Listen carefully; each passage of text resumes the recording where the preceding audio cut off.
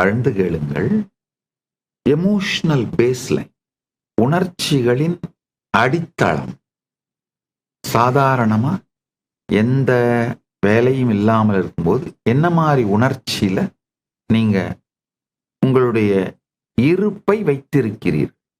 அது எப்படி கண்டுபிடிக்கலாம்னா, சும்மா கேஷுவலா நீங்க நடந்து போயிட்டு இருக்கும்போது ரோடோரமா இருக்கு செடிங்களை பிடுங்கிக்கிட்டே போறீங்களா, இல்ல அது பாட்டுக்கு சும்மா படுத்திருக்கிற அந்த தெருநாயை ஒரு கல் எடுத்து அடிச்சுட்டு இல்ல மிரட்டிட்டு ஆய் அப்படின்ட்டு போறீங்களா?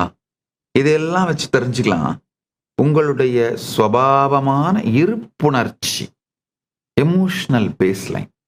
மூணாவது எனர்ஜெட்டிக் போஸ்டர். நல்லா புரிச்சுக்கோங்க. நீங்க இந்த வெறும் இன்னர் டயலாக்ல எமோஷனல் பேஸ்லைன்ல மட்டுமே மாட்டிக்கிட்டு, அதாவது உங்களை பத்தி இந்த ரெண்டு தான் நீங்கன்னு நினைச்சுக்கிட்டு உங்களை நீங்க எவ்வளோ டெவலப் பண்ண முயற்சி பண்ணீங்கனாலும் எக்காலத்திலையும் அது நடக்காது. இன்னர் டயலாக கிளீன் பண்றது நீங்க படாத பாடுபட்டு வீட்டை நல்லா தொடச்சி அழகா வைப்பீங்க.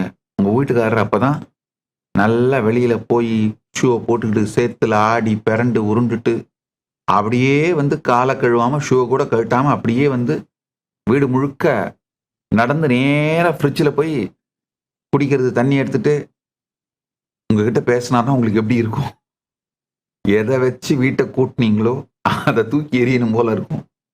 அதே மாதிரி தாங்கய்யா உங்க இன்னர் டயலாக நீங்க என்னெல்லாம் வச்சு மெருகேற்றி கிளீன் பண்ணி, இன்னையிலிருந்து நித்யானந்த சுவாமி சொன்னதெல்லாம் எனக்கு புரிஞ்சிச்சுப்பா. இன்னையிலிருந்து நான் எக்காரணம் கொண்டும் கொந்தளிக்க மாட்டேன், பொங்க மாட்டேன், அமைதியா என் இன்னர் டயலாக என்ன பீஸ்ஃபுல்லா கான்சியஸா நல்லா வச்சிருக்க போறேன் பார் அப்படின்னு ரெடி பண்ணி வைக்கும்போது கரெக்டா அங்கிருந்து ஒரு குரல், ஏண்டி அறிவில்ல, எந்திரிச்சு வேலைங்களை பார்க்காம எப்ப பார்த்தாலும் உன் ஜாமியார் என்ன பேசுறாருன்னே பார்த்துட்டு இருந்தா வீட்டை யார் நடத்துவாங்க? ஒரு குரல் வந்ததுன்னா முடிஞ்சு போச்சு. அது மாமியாராவோ இல்ல புருஷனாவோ இல்ல பொண்டாட்டியாவோ யாரோ ஒருத்தர் வீட்டில் இருக்க ஒருத்தருடைய குரல் வந்ததுன்னா போதும். நீங்க ஆம்பளையா இருந்தா பொண்டாட்டி, பொம்பளையா இருந்தா புருஷன், மாமியார், யாரோ ஒருத்தர் குரல், அவ்வளவுதான். உங்களுடைய அந்த இன்னர் டயலாக் என்ன பாடுபடுதுன்னு பாருங்க.